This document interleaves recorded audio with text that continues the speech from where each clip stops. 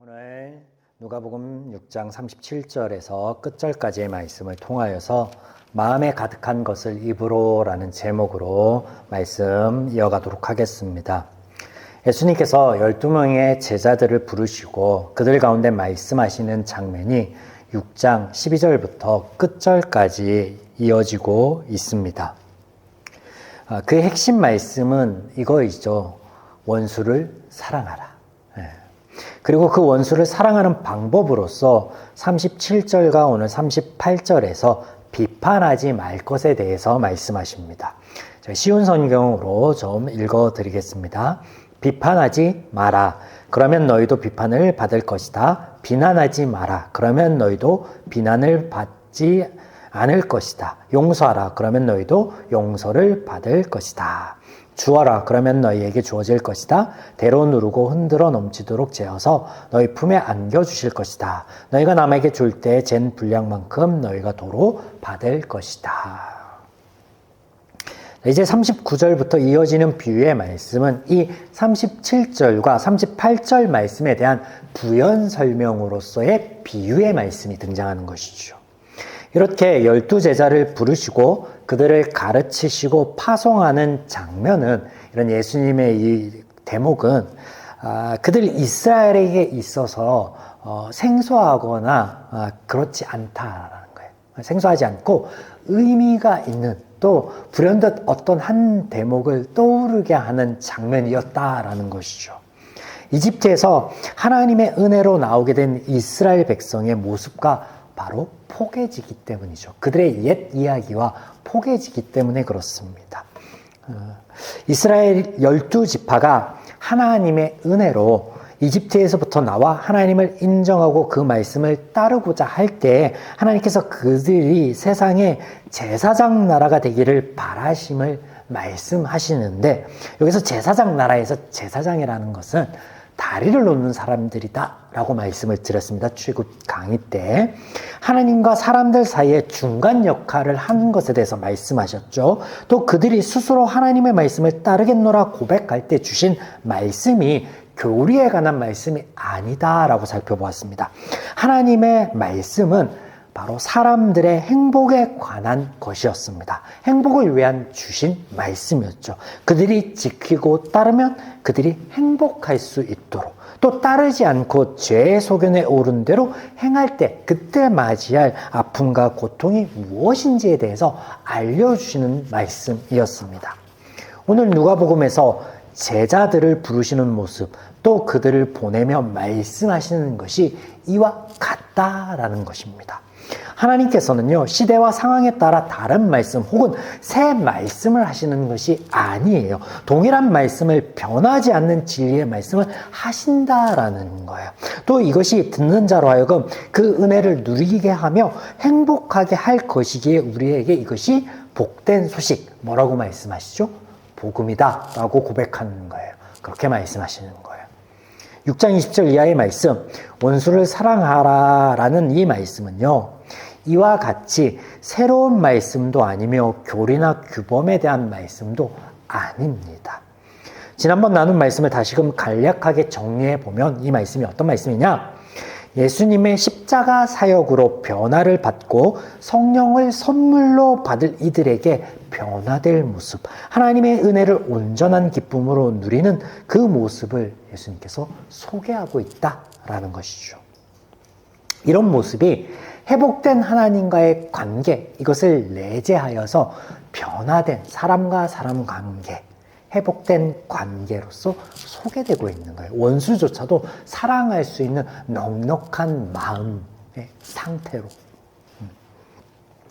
앞서 출애굽 후 가나안으로 들어갔던 이스라엘 12지파의 모습과 오늘 12명의 제자들을 부르시면서 말씀하여 주시는 모습이 겹쳐진다라고 말씀을 드렸습니다. 이스라엘이 가나안에 들어갈 때는요, 하나님께서 그들에게 철저하게 구분될 것을 말씀하십니다. 그래서 가나안에 이미 정착하고 살고 있던 가나안 6부족을요, 어울리지 말고 그들을 받아들이지 말고 오히려 철저하게 끊어내라 라고 말씀하세요.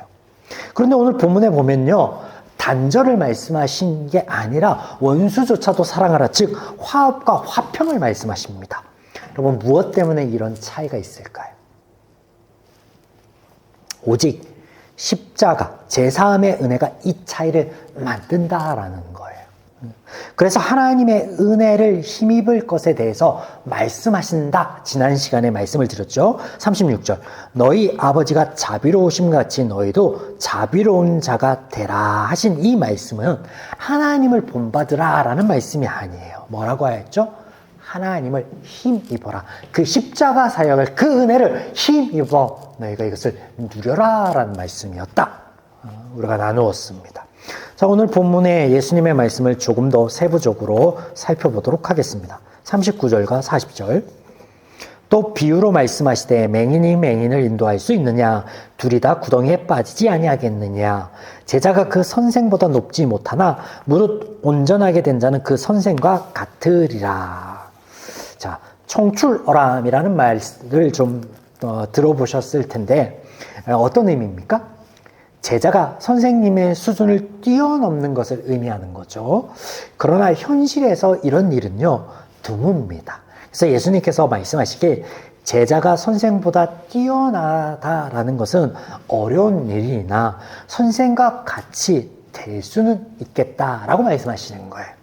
아울러 이 말씀 전에 맹인이 맹인을 인도하는 결과, 그것은 뻔하지 않겠느냐라는 말씀하시는데 이 두 비유가 의미하는 것이 무엇이냐면요. 죄인이 선생이 되어 봐야 선한 것이 없다라는 거예요. 또 죄인의 선생이나 죄인된 선생이나 그 결과는 별반 차이가 없을 것에 대해서 말씀하시는 거죠.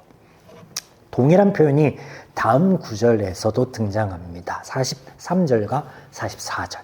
못된 열매 맺는 좋은 나무가 없고 또 좋은 열매를 맺는 못된 나무가 없느니라. 나무는 각각 그 열매로 아나니 가시나무에서 무화과를 또 찔레에서 포도를 따지 못하느니라. 콩 심은 데 콩 나고 팥 심은 데 팥 난다 라는 말씀이죠. 무화과 나무에서 무화과를, 포도나무에서 포도나무를 따는 것이 가시나무나 찔레에서는 딸 수 없음을 말씀하시는 거예요.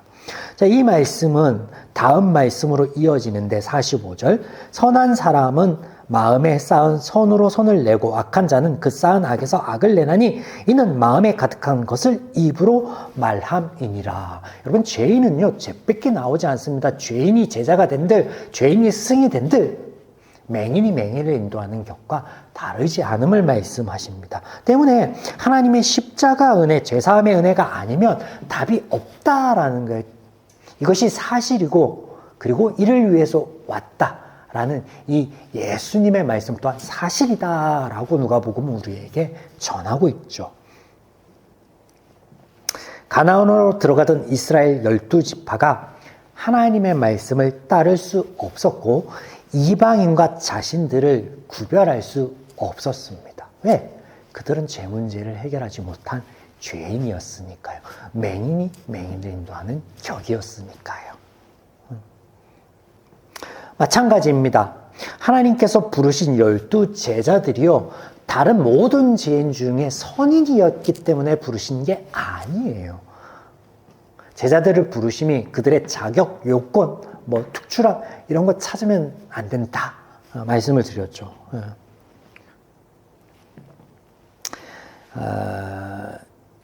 그들 스스로 하나님의 말씀을 따를 수 없는 존재입니다. 때문에 이방인과 자신들을 구별할 수 없었던 가나안으로 들어가던 이스라엘 12지파와 다를 게 없습니다. 그래서 오늘 본문에서 말씀하시는 것처럼 이 6장 본문에서 말씀하시는 것처럼 원수를 사랑할 힘이 그들 스스로에게는, 능력이 그들 스스로에게는 있는 것이 아니다라는 거죠. 없는 자들에게 사랑하라라고 하시는 것, 전지전능하신 하나님이 그걸 몰라서 이런 말씀하실까요? 그런 의미가 아니다라는 거. 그래서 어떤 말씀이었습니까?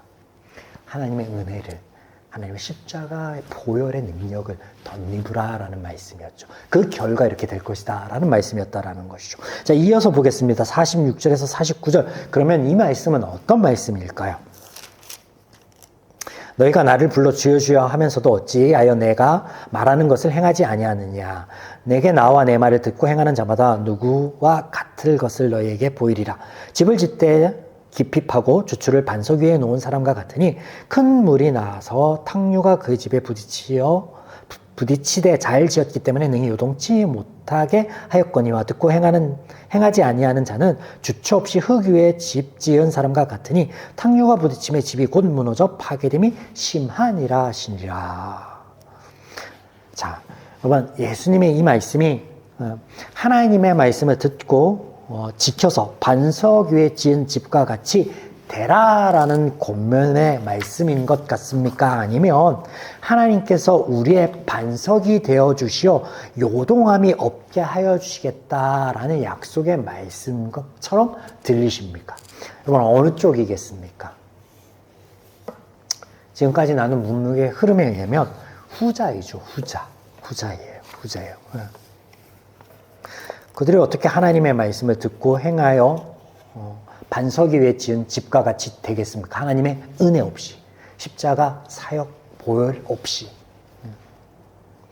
하나님의 은혜를 힘입지 않는다면 내 눈에 들보를 보지 못하고 타인의 티를 보는 것과 같이 관계 안에 늘 다른 이가 잘못하였다, 나는 잘못이 없어 지적할 뿐입니다.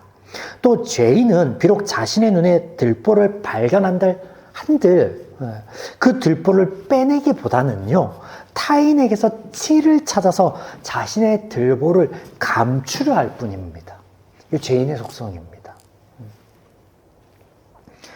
사랑하는 여러분, 성경의 하나님의 모든 말씀이 은혜이며 복음인 것은 그것이 교리요 규범이 아닌 하나님께서 역사하여 주실 것, 하나님에 대하여 소개하고 있는 것이기 때문입니다. 오늘 우리 가정과 공동체 안에 분란이 있고 분쟁이 있습니까? 나의 힘과 노력으로 회복되어지고 화목을 찾을 수 있는 것이 아님을 아셔야겠습니다. 하나님을 힘입어야 됩니다. 성령의 능력을 힘입어야 됩니다. 이것을 인정하고 우리 부족함과 문제를 하나님 앞에 내어놓는다면, 그리고 그 하나님의 약속과 역사를 바라본다면 능히 오늘 우리에게 말씀하여 주신 이 관계 회복에 대한 은혜를 우리 삶 가운데 누릴 수 있을 것입니다. 저와 여러분이 이 말씀을 붙들고 나아갈 때 이것을 능히 하나님의 그 약속의 성취로서, 언약의 성취로서 삶 가운데 누릴 수 있기를 주님의 이름으로 축원드립니다.